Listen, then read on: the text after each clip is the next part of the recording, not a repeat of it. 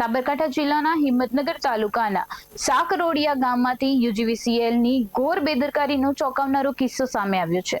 છેલ્લા 2 વર્ષથી ઘરમાં સોલાર સિસ્ટમ લગાવેલી હોવા છતાં વીજ કંપની દ્વારા ગ્રાહક રાજેશભાઈ દેસાઈને અચાનક ₹14,718 નું તોતિંગ વીજ બિલ ફટકારી દેવામાં આવ્યું હતું। સામાન્ય રીતે સોલાર ઉત્પાદનના કારણે વળતર મેળવતા ગ્રાહકને નવું ડિજિટલ મીટર લાગ્યા બાદ આટલું મોટું બિલ આવતા ભારે આશ્ચર્ય ફેલાયું હતું।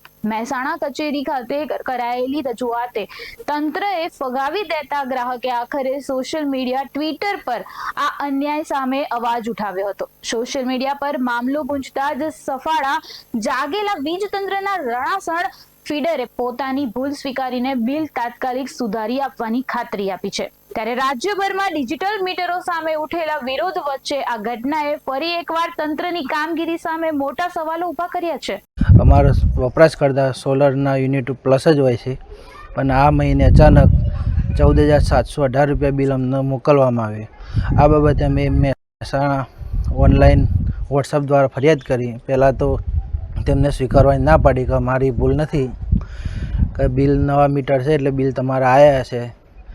પછી અમે ફરીથી ફરિયાદ કરી અને ટ્વિટર ઉપર પણ ફરિયાદ કરી। પછી રણાસણ ફીડરે અમારો સંપર્ક કર્યો કે અમારી ભૂલ છે,